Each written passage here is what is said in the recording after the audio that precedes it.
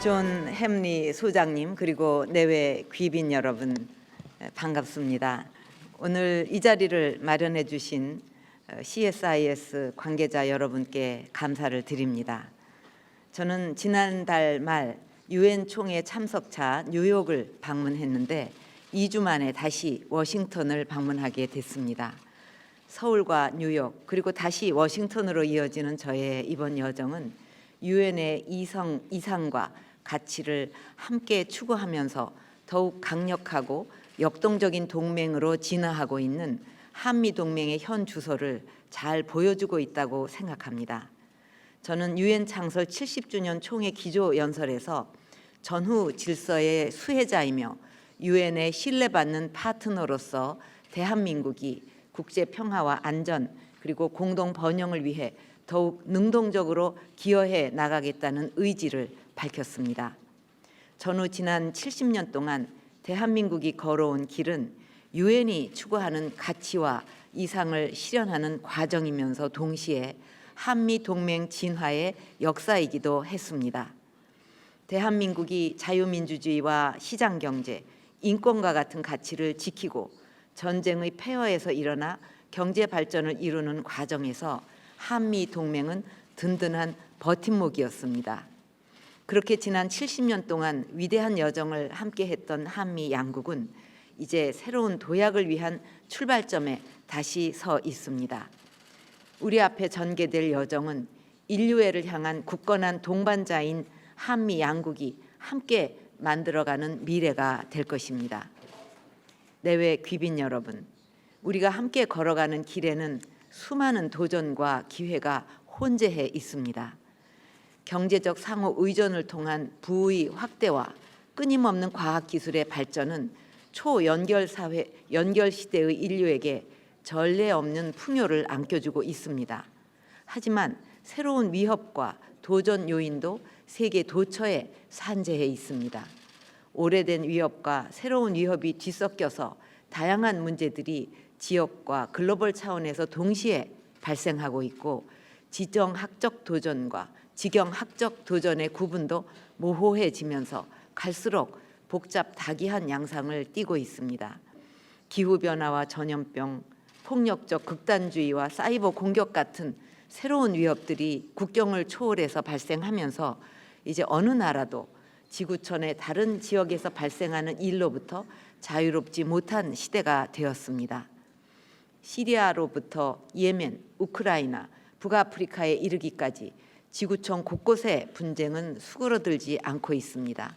그 결과 무려 6천만 명의 난민이 발생하는 전후 최대의 인도적 위기가 발생하고 있습니다. 동북아 지역도 예외가 아닙니다.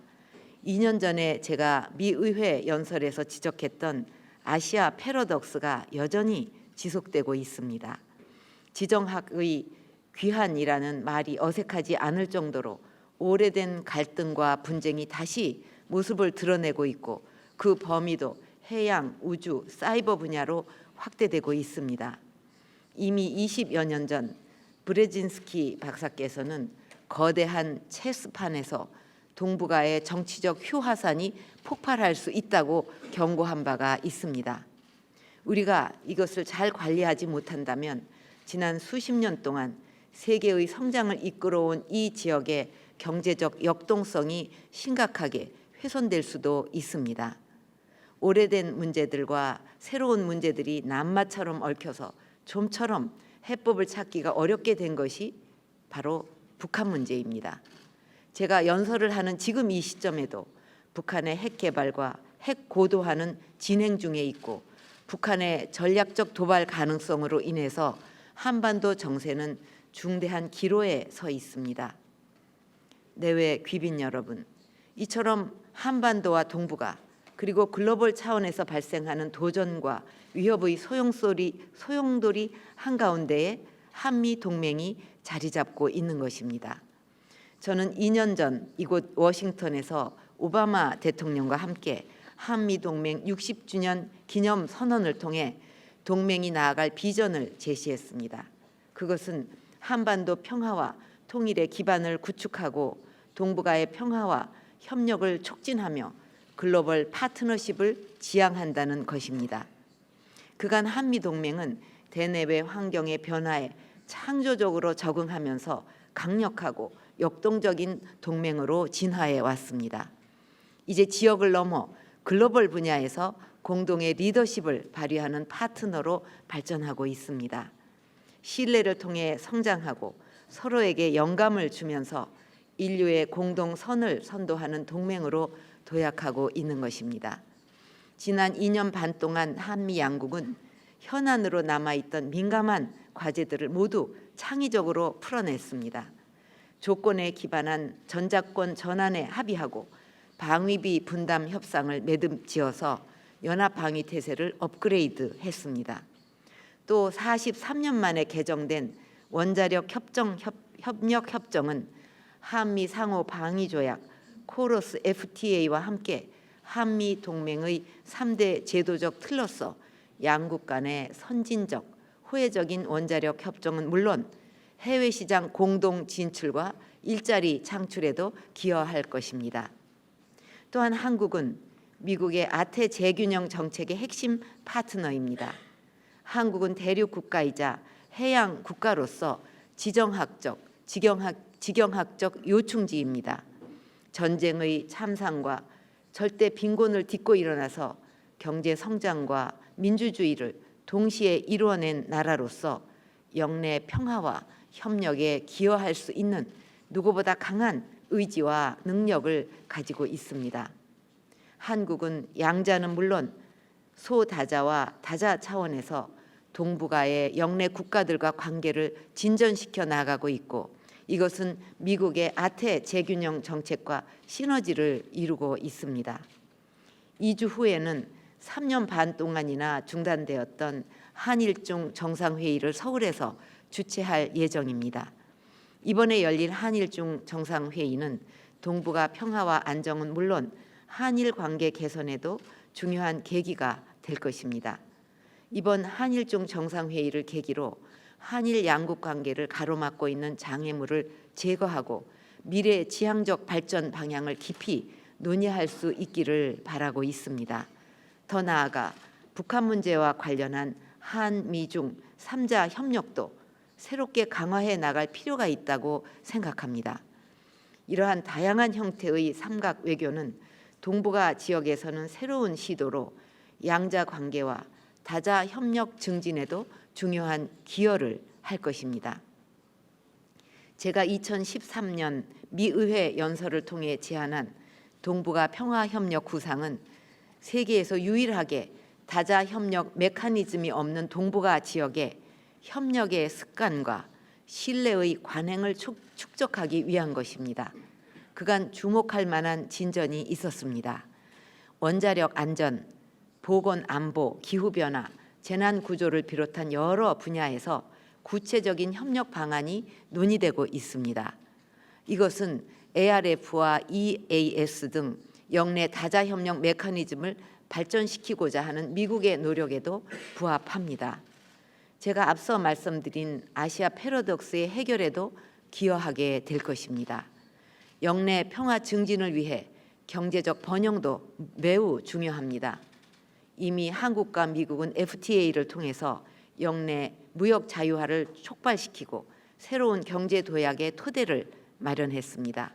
이러한 맥락에서 한국은 지난주 발표된 TPP 타결을 환영합니다.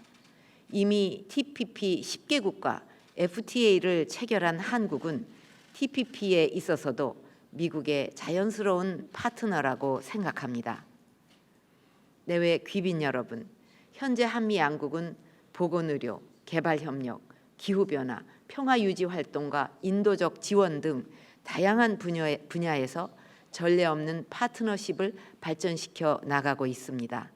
아프리카에서의 에볼라 퇴치와 최근 메르스 사태 대응에 이어 지난달 한국에서 제2차 글로벌 보건안보 구상 고위급 회의가 열렸는데 여기서는 개도국의 감염병 퇴치 역량 배양을 지원하는 합의를 도출했습니다.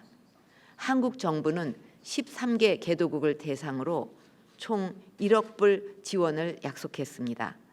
또한 개발 협력 분야에서도 한미 양국은 긴밀하게 협력하면서 개도국의 희망의 등불을 밝히고 있습니다. 작년에 체결된 코이카와 USAID의 협력 MOU는 에티오피아, 가나, 베트남 그리고 캄보디아에서 새로운 미래를 여는 디딤돌이 될 것입니다. 2주 전 UN 개발정상회의에서 저는 개도국 소녀들을 위한 Better Life for Girls 사업을 통해 향후 5년간 2억 불을 지원할 것을 발표했습니다. 기후변화 문제와 관련해서도 한국은 12월 파리 기후변화 당사국 총회의 성공을 위해 필요한 역할을 다할 것입니다. 한국은 글로벌 녹색성장기구 설립을 주도한 바가 있고 개도국들의 기후변화 대응을 지원하기 위해서 약속한 녹색 기후기금에 대한 1억 불 기여 약속도 성실히 이행해 나갈 것입니다. 한국은 국제사회의 폭력적 극단주의와 난민 문제 대응 노력에도 적극 참여하고 있습니다. 이미 시리아와 인근 국가들의 난민들을 지원하고 있고 아시아 최초로 난민법을 제정해서 600여 명의 시리아 난민들에게 인도적 체류를 허가했습니다. 반 아이슬 연대의 2개 워킹 그룹에도 참여하고 있고 중동과 북아프리카 지역의 평화를 위해서 공병 부대 파견과 의료 시설 지원을 골자로 하는 새로운 기여 공약도 발표했습니다. 더 나아가 미국이 출범시킨 G20 정상회의와 핵 안보 정상회의 그리고 글로벌 보건안보 구상 고위급 회의를 한국이 주관해서 한 단계 더 발전시켜 나가는 이러한 공조 패턴은 한미 동맹이 글로벌 동맹으로 발전하고 있음을 실증하고 있습니다. 내외 귀빈 여러분, 25년 전인 1990년 10월 독일은 통일을 이루었습니다.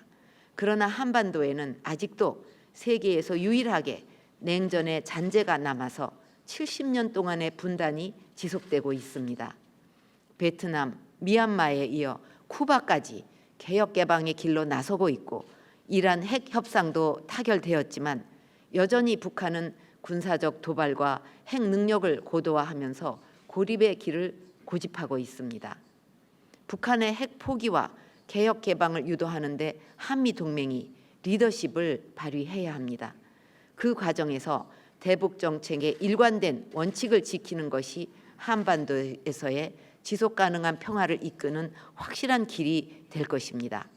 아울러 정치 군사적인 문제로 인도적인 문제들이 외면받지 않도록 대화와 협력의 끈도 놓지 않아야 합니다. 4년 전 이맘때 저는 Foreign Affairs지 기고를 통해서 새로운 한반도에 대한 저의 구상을 밝힌 바가 있습니다. 그리고 작년에 독일의 드레스덴에서의 연설을 통해 한반도 평화 정착과 통일 기반 조성을 위해서 아젠다 for Humanity, 아젠다 for Co-Prosperity, 아젠다 for Integration이라는 3대 아젠다를 제시한 바가 있습니다. 저는 모든 한반도 구성원이 자유와 존엄을 보장받고 자신의 꿈을 이룰 수 있는 새로운 한반도가 되기를 바랍니다. 그러한 한반도를 만드는 궁극적인 길은 통일입니다. 통일은 분단된 한반도를 기회의 땅으로 전환시킬 것입니다. 통일 한국은 평화의 산파가 될 것입니다. 핵무기, 장거리 미사일이 더 이상 국제사회를 겨냥하지 못하게 될 것입니다. 통일 한국은 민주주의, 인권 수호의 굳건한 보루가 될 것입니다. 한반도 전역은 물론 세계로 이와 같은 인류 보편적 가치를 확산시키게 될 것입니다. 또한 통일 한국은 번영의 촉진자가 될 것입니다. 근면하고 창의적인 남과 북의 주민들이 힘을 합쳐 한반도와 동북아를 넘어 새로운 경제적 기회를 창출할 것입니다. 그동안 한미 동맹은 한반도 남녘에서 많은 기적의 성공 스토리를 만들어냈습니다.